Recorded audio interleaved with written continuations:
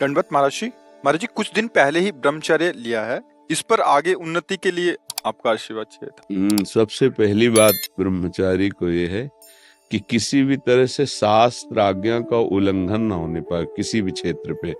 जैसे स्वाभाविक आकर्षण होता है पुरुष शरीर का स्त्री शरीर में, स्त्री शरीर का पुरुष शरीर में, और इस आकर्षण में यदि हम नजदीकीपन बनाए तो हम ब्रह्मचारी नहीं रह सकते हैं। जैसे किसी किसी के अन्य भी आकर्षण है, तो हमको अपनी मनोवृत्ति को देखना चाहिए कि काम संबंधी आकर्षण किधर है और उस दिशा से बचना चाहिए। क्योंकि ब्रह्मचर्य एक ऐसी अमोघ वस्तु है कि जो चिंतन मात्र से भी नष्ट हो सकती है। क्रिया प्रक्रिया संग ये तो आगे की बात हो गई।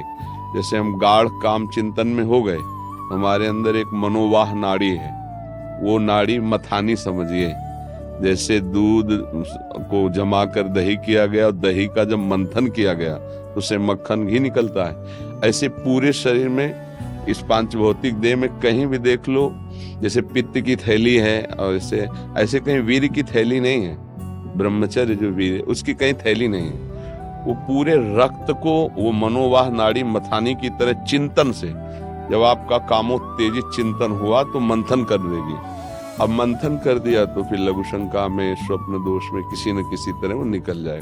अखंड ब्रह्मचारी जी के लिए चिंतन भी रोकना है, क्योंकि ध्यायतो विषयान, जहां हम विषयों का ध्यान किया, संगस्तेषु उपजायते, उसमें आसक्ति पैदा होगी, फिर क्रियाएं आगे होने लगेंगी। तो हमारा जिधर कामाकर्षण है उनके संग से, उनके संभाषण से बचे। सबसे पहला कर्तव्य जीवन में ब्रह्मचारी को कभी भी सानिध्य प्रगट में या एकांत में काम संबंधी चेष्टाओं का नहीं करना चाहिए। बिल्कुल किसी भी बहाने से संभाषण, किसी भी बहाने से स्पर्श, किसी भी बहाने से चित्र आदि देखना, वो आजकल मोबाइल भी होते हैं तो मोबाइल आदि में, क्योंकि कामोत्तेजना जब चढ़ती तो वही विषय हमें अच्छा लगता है, तो उस विषय का किसी भी तरह से हम पोषण न होने दें। ये पक्की जीवन की बात समझ ले। अगर ब्रह्मचर्य रहना है तो विपरीत आकर्षण जो हो रहा है उससे हमें दूरी बना के रहना। अगर तनिक भी सिद्धि कोई दिखाए तो गिर ही जाएगा, वो भ्रष्ट ही हो जाएगा। और जब ब्रह्मचर्य रहा जाता है तो उसको सुविधा माया देती है ब्रह्मचर्य नष्ट करने की। ये बैठालना चाहिए। जैसे आप नियम लिए कि मैं आजीवन ब्रह्मचारी रहूंगा, तो आपको पक्की सुविधा एक समय आएगी कि आप आराम से भोग लीजिए। कोई नेगेटिव नहीं, कोई नकारात्मक सोच भी नहीं आएगी। आप उसको स्वीकार करें, क्योंकि आपके व्रत को भंग करने के लिए माया ऐसी सुविधा देगी। आपको ऐसी सेवा मिलेगी या आपकी ऐसी सेवा होगी। कई तरह के विधान पेश किए जाते हैं विपरीतता अंदर पैदा करके भ्रष्ट करने के। तो साधक जीवन भर इस बात से सावधान रहे यदि नैष्ठिक ब्रह्मचर्य। दूसरी बात, जब हम स्नान करें तो नाभि देश को बहुत ठंडा करें।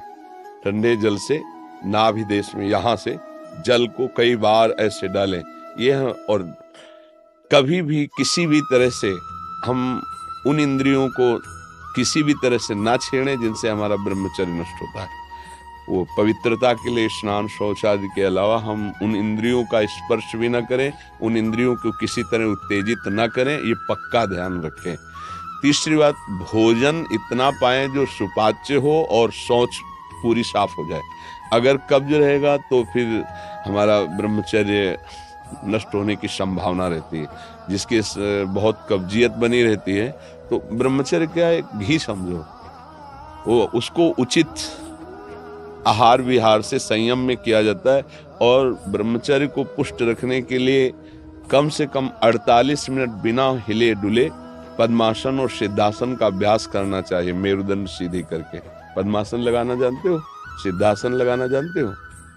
सिद्धासन अभी तो ऐसे नहीं बताया जा सकता ना, क्योंकि वो क्रिया है। उसमें गुदा द्वार और मूत्रेंद्रीय द्वार के बीच की जगह में बाएं पैर की एड़ी होनी चाहिए और मूत्रेंद्रीय के ऊपर दाहिने पैर की एड़ी ऐसे आती है, तब वो ऐसे सिद्धासन ऐसे होता है। ऐसे 48 मिनट बिना हिले डुले सिद्धासन और पद्मासन का अभ्यास करे, आहार शुद्ध रखे, तो ब्रह्मचर्य ऊर्ध्वरेता होता है। जो ब्रह्मचारी है उसका ऊर्ध्वगामी वीर हो जाता है। फिर वो अधोगामी नहीं होगा। यदि अधोगामी शुरू हो गया है तो ऊर्ध्वगामी करने में बहुत कष्टप्रद। अभी आपकी नवीन अवस्था है, बहुत बढ़िया अवसर है जीवन को ब्रह्ममय बनाने का।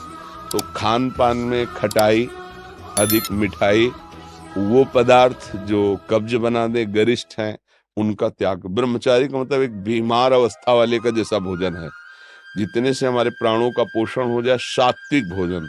अब होटलों का भोजन खावे, खूब मिठाइयाँ खावे, सोचे ब्रह्मचारी रह जाए तो असंभव है।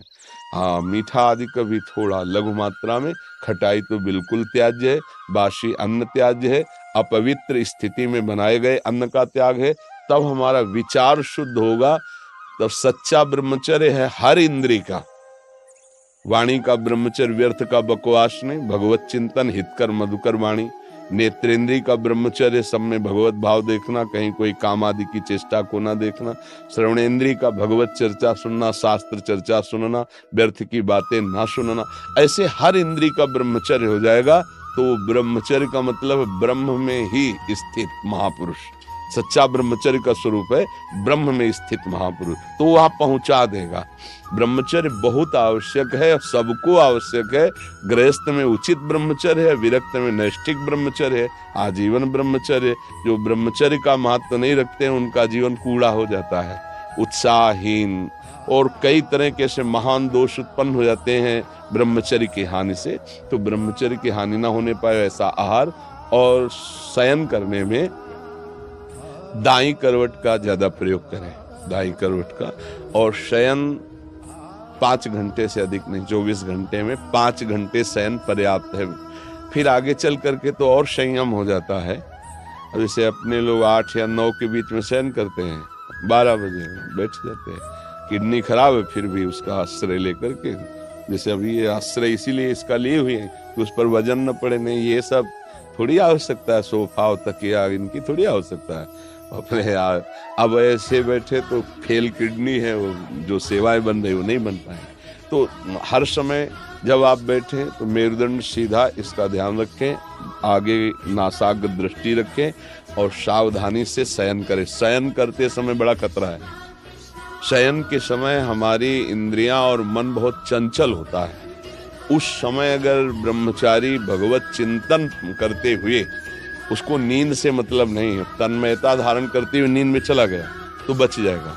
अगर कहीं उस समय वो छूट दे दी और पास में मोबाइल है तो कभी ब्रह्मचर्य नहीं रह सकता। मोबाइल आप रखते हैं?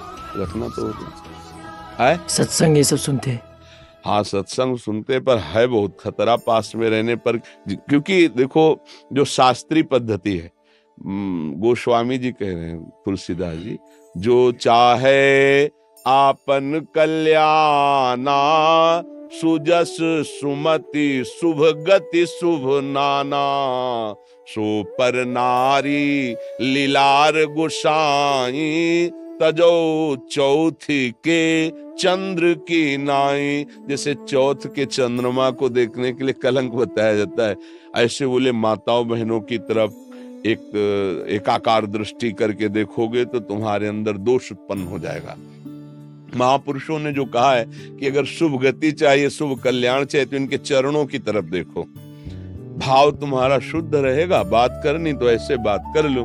ऐसे बात करोगे तो हिम्मत नहीं है, कहीं ना कहीं मन हमारा फिसला सकता है, कहीं ना कहीं हमारे अंदर दोष दर्शन आ सकता है। तो इन सब विशेष बातों को तो ध्यान में रखना। और सबसे खास बात है कि हर समय नाम जप करना है। अगर नाम जप से चूक गए तो सब मिटिया मिट हो जाएगा, और नाम जप हो रहा है तो सब समझ जाएगा, पक्का समझना। क्योंकि भगवत चिंतन हो रहा है ना, नाम जप चल रहा है ना, वो सब संभाल लेगा, सब इंद्रियों को अंतर्मुख कर लेगा, सब समझ ले। भजन नहीं है तो फिर अध्यात्म को धारण करना कठिन है। वैसे अब क्या बताएं, ऐसा समय कि मोबाइल एक आवश्यक सामग्री सी बन गई है।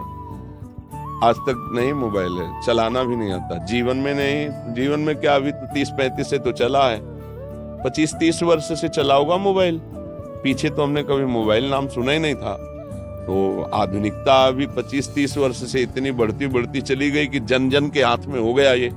तो ना कभी रखा है, और भगवान कृपा करे ना आगे कभी रखना पड़े।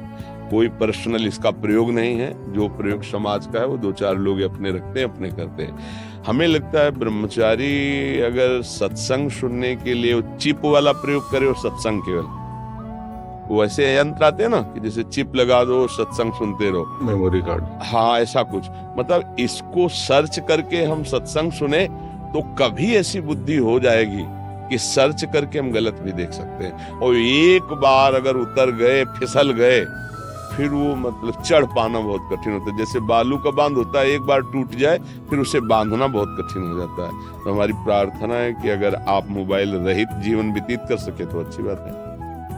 वास्तविक जब हम प्राणों को समर्पित करके निकले तो मोबाइल क्या चीज है। अगर सत्संग आपको सुनना है तो आप किसी भी भाई से मिलते तो है ही, समाज है तो वो YouTube से आपके सत्संग को भर देगा, आप उसको सुन लिया, फिर आप नवीन भरवा लीजिए।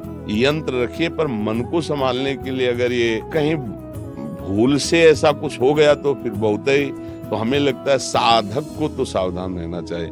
दिन भर तो शांति हो, जब शाम के शयन करने जाए और मोबाइल पास है तो मुझे लगता है खतरा पास रखा हुआ है साधक के पास। इसीलिए किसी साधक के पास नहीं मिलेगा। जिनको सेवाएं हैं उनके पास है, और उनको भी चाहे बूढ़ा हो चाहे बड़ा हो, कभी भी किसी भी क्षण चेक किया जा सकता है। हमारे यहाँ का सिद्धांत है, तो सबकी जांच है इसके। ऐसा नहीं कि तुम मनमानी जो कुछ चाहो सो कर सको, और भगवान की कृपा से उन्हीं को दिया गया है जिनकी कसौटी में कस करके जो पास हैं।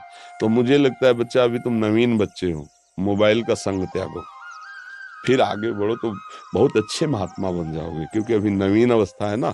आज जगत का कल्याण करने वाले बन जाओगे। सतरति सतरति सा लोकांत तारे, बहुत आनंद आएगा, बहुत आनंद।